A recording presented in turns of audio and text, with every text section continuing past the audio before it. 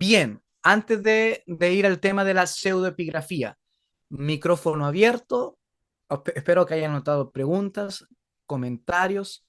Vamos a, a trabajar.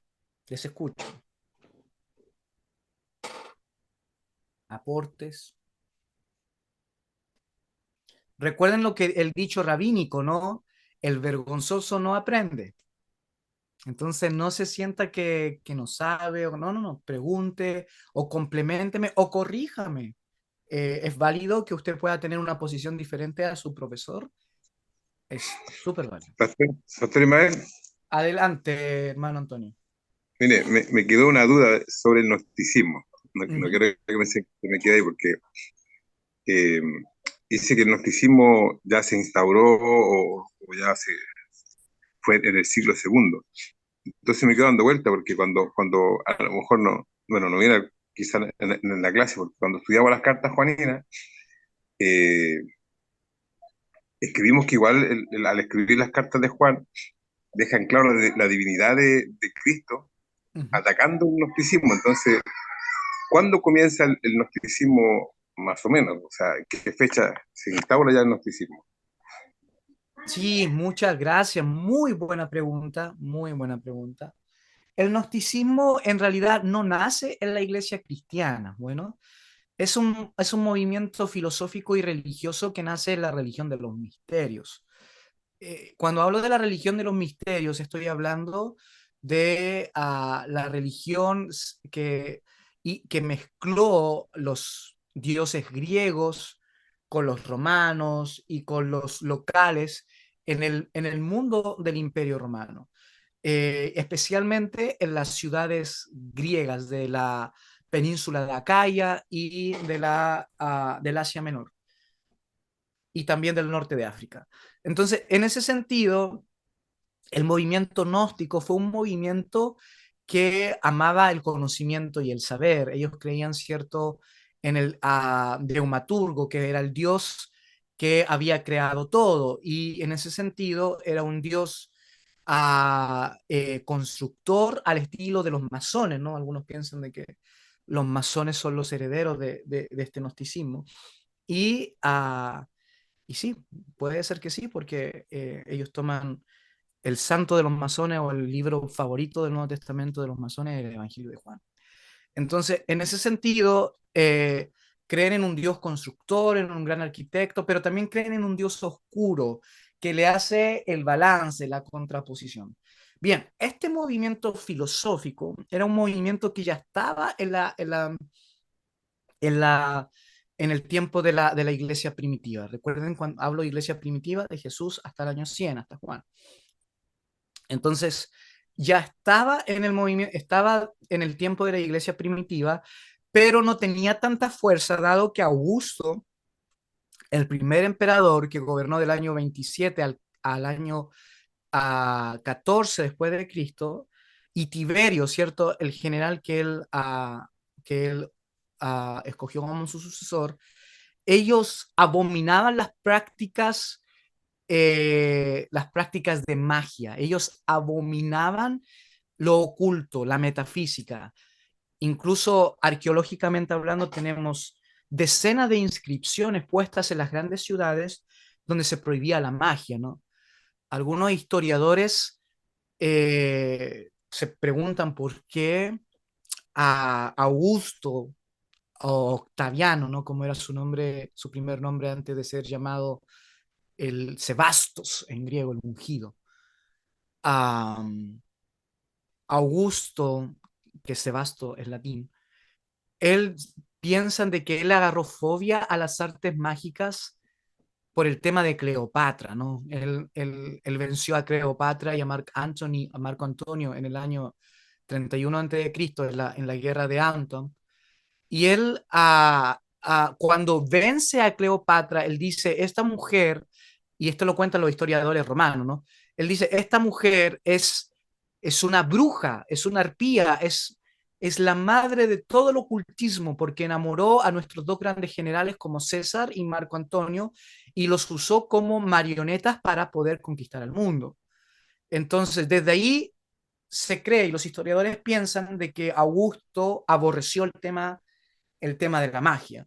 Entonces, grandes inscripciones hablan de que la magia era prohibida, ¿no? Incluso en Galilea, en el tiempo del Señor Jesús, estaba prohibido, por ejemplo, hacer milagros.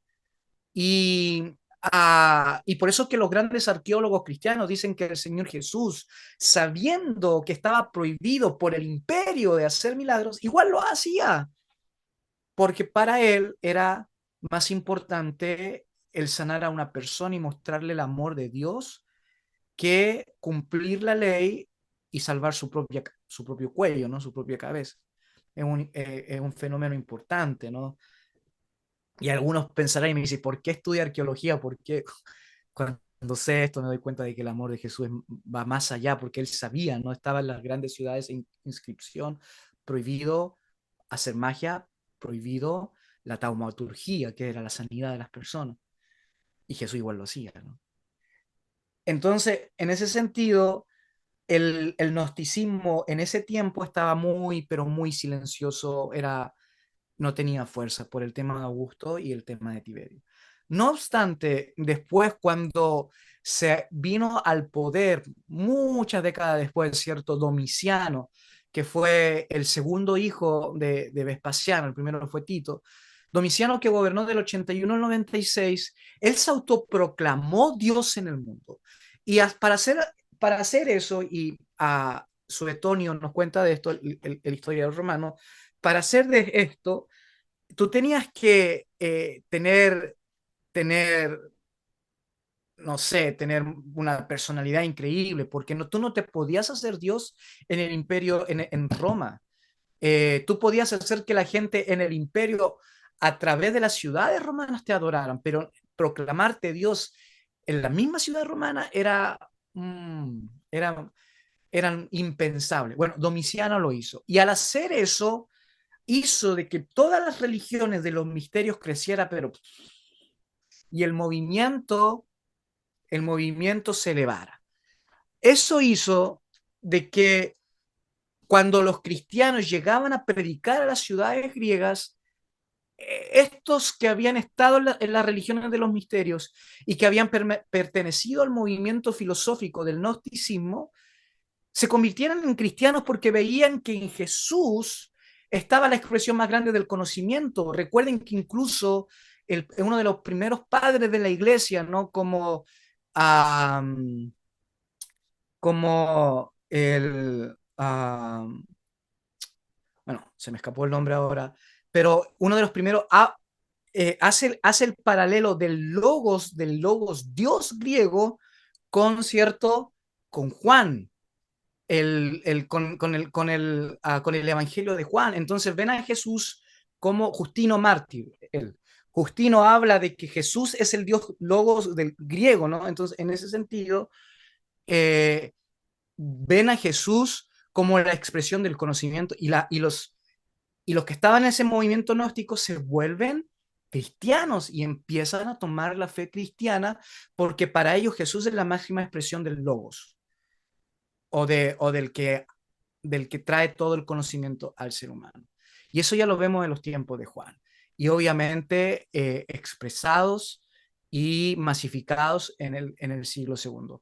Y este movimiento gnóstico comenzó a desarrollar sus propios escritos, escribió el Evangelio de Judas, el Evangelio de María Magdalena, comenzó a escribir porque para que un movimiento tenga solidez tiene que tener su literatura, ¿no? Entonces empezaron a escribir su propia literatura y es allí donde nosotros vemos estos evangelios gnósticos tan importantes, ¿no? Que se encontraron, ¿no? En el sur de Egipto, en Oxirrinco, y los podemos leer. Yo tengo aquí, hace poquito acá,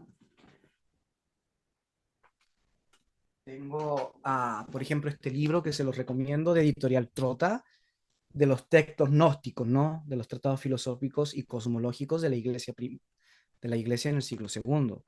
Y aquí tenemos más de... ¿En español? ¿En inglés? Sí, en español. Aquí tenemos más de 150 libros que los gnósticos escribieron e editaron. Y obviamente se los recomiendo si quieren saber en qué creían los, los cristianos gnósticos, ¿no? Se llama Textos Gnósticos, editado por quién más que otro, por Antonio Piñero. Entonces, y traducido por él, ¿no? Traducido por él.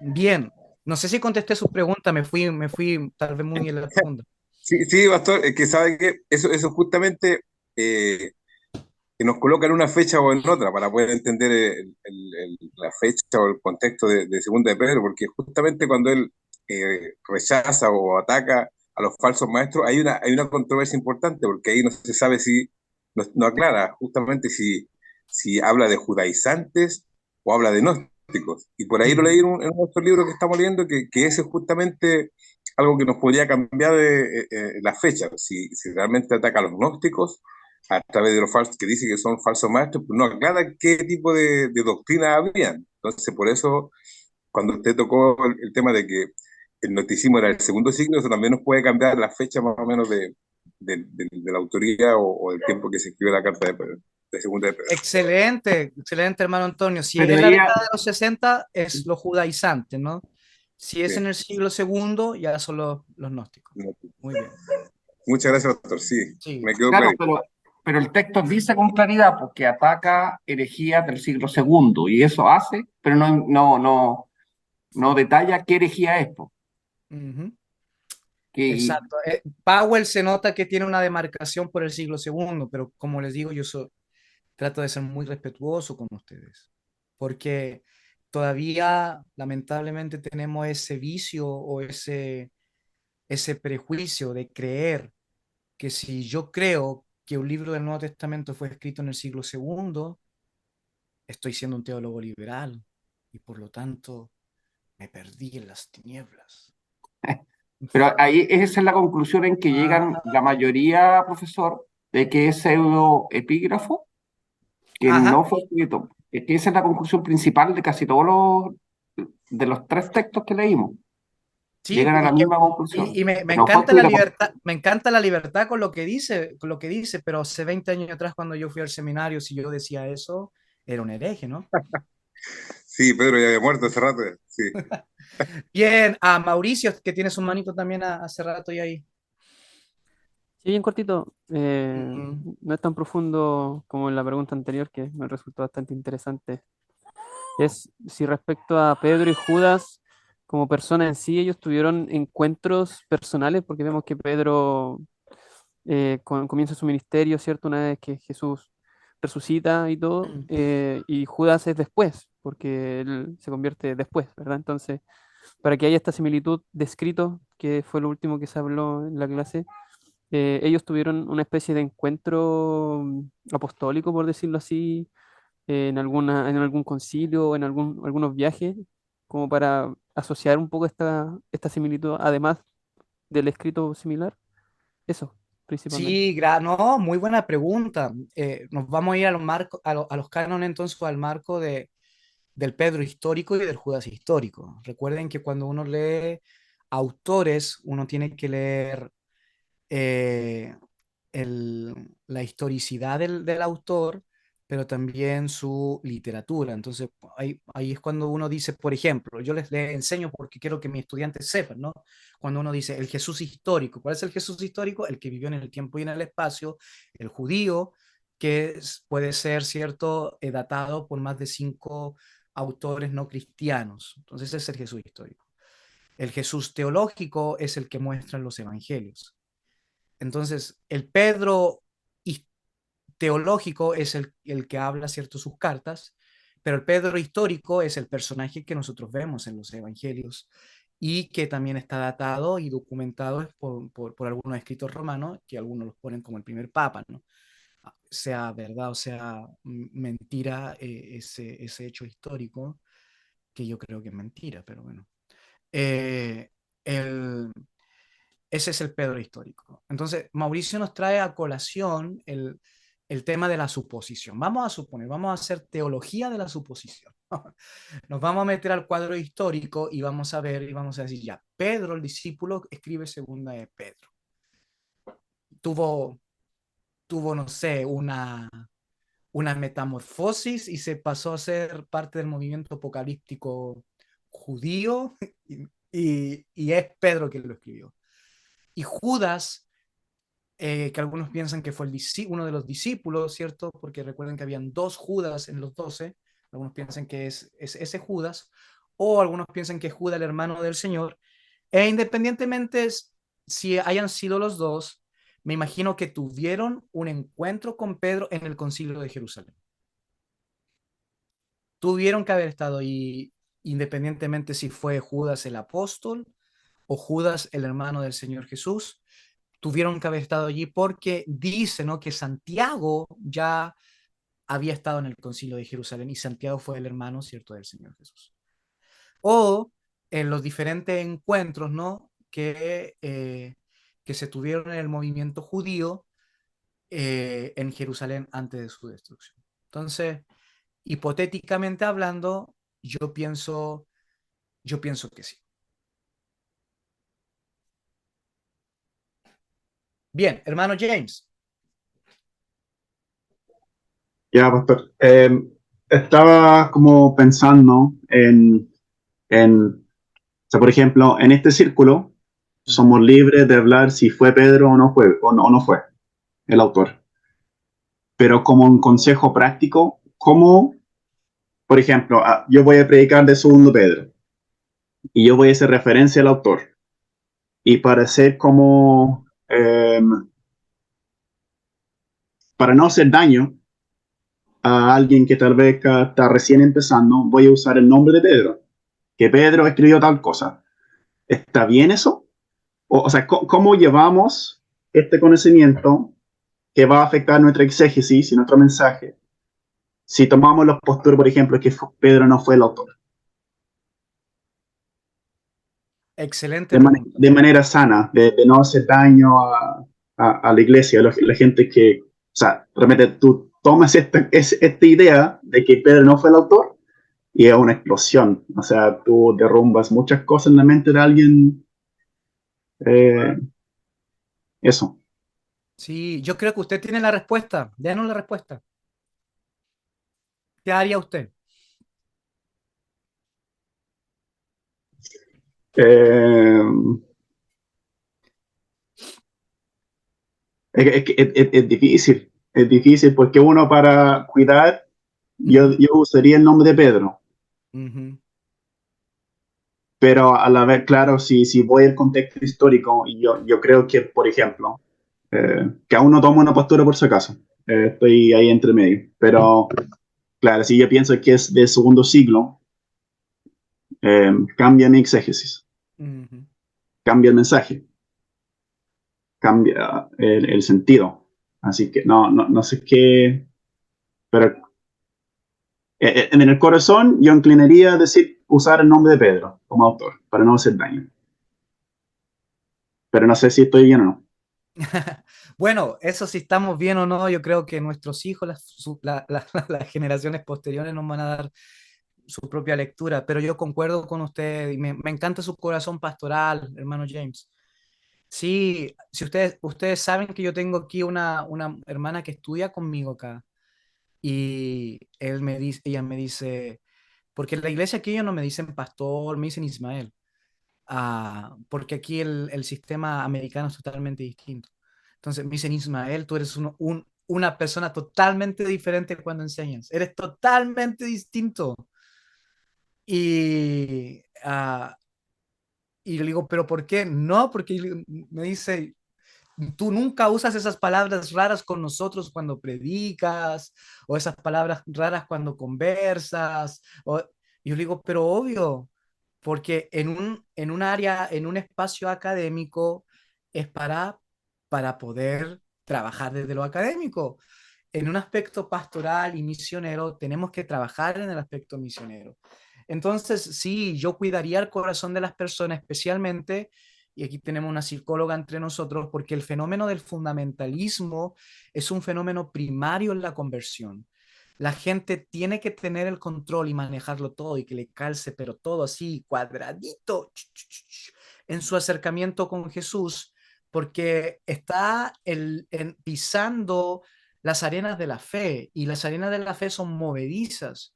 Entonces, ellos tienen que hacer calzar cada información, cada gotita de conocimiento para poder, ¿cierto?, seguir dando un paso más de fe, de confianza. Entonces, por eso, si tú haces un análisis psicológico del creyente o del convertido, el primer nivel siempre va a ser el fundamentalismo. Y yo creo que a cada uno de nosotros nos pasó. Creíamos en todo de una forma ciega, y por eso una de las características del primer nivel de la conversión son las peleas teológicas, las peleas dogmáticas, donde todos discutimos y creemos que nuestra posición es la correcta, y si nuestra posición no es la correcta, es como que si fuese una herejía, y uno se acalora, y ahí, ¿cierto? Es por un crecimiento psicológico en el desarrollo del discípulo, ah, y eso yo lo entiendo. Entonces, cuando yo veo a una persona fundamentalista que trata, ¿cierto?, de tener el control de todo y armonizar todo el conocimiento, y que si tú le sacas una piedrita se desarma, como decía James, yo tengo paciencia con ella, ¿no? Y la espero. Yo fui así. Yo fui así y me sirvió en mi primera en mi primer proceso, ¿no? Pero los evangelios mismos hablan de diferentes procesos de la etapa de la conversión. Entonces, yo espero hasta que algún día, cuando ore por alguien que tenga cáncer y no sane esa persona, va a tener un conflicto de fe, pero él siempre pensó de que Dios sanaba a todo el mundo. Entonces, ¿cómo no? Y ahí, cuando venga ese conflicto, o cuando se quede sin trabajo, o cuando pierda su negocio, o cuando le vaya mal en las ventas, o cuando la iglesia no crezca, y venga ese conflicto de fe, el conflicto de fe nos lleva al segundo nivel de la psicología del discípulo, que es donde yo no tengo el control, donde yo no tengo todo claro, y donde al final solamente dependo de la gracia y de la misericordia de Dios. Entonces, yo trato de distinguir en cuál etapa está la persona, y si está en la primera etapa, Pedro o Pedro. Ya, los judaizantes está bien. Sí, tal vez me va a afectar mi exégesis, pero no el mensaje, no la teología, porque me va a afectar la exégesis, pero el mensaje va a ser claro de falsos maestros. Listo. Hayan sido los falsos maestros que hayan predicado, ¿cierto?, a un Jesús distorsionado por el judaísmo, por el gnosticismo, después por el arrianismo, después, ¿cierto?, por quien sea. Entonces, en ese sentido, no me hago problema, pero sí trato de ser sabio. Pero ahora les doy un consejo: cuando tú disipulas a la persona y tú tienes esa bendición. Mi esposa y yo ahora estamos plantando una iglesia aquí en Fort Worth, Texas, y tenemos la bendición de comenzar una iglesia nueva donde ninguno tiene una experiencia cristiana, todo viene del catolicismo, del agnosticismo, entonces nadie sabe nada. Yo hago esto: yo leo, por ejemplo, Pedro, y digo, bueno, algunos piensan que es Pedro y otros piensan que es segunda de Pedro, y lo enseño, ¿no?, para tener paz con mi conciencia. Y cuando lo digo, hago ese silencio como de 5 segundos, a ver quién me va a decir algo, quién va a poner una cara. Y nadie, porque nadie sabe nada. Entonces yo digo, wow, me recuerdo cuando decías eso en una iglesia ya formada, con cristianos de años, te ponían una cara, no sé. Entonces yo digo, wow, la libertad, ¿no? Entonces, en ese sentido, saber cuándo, cómo y con quién.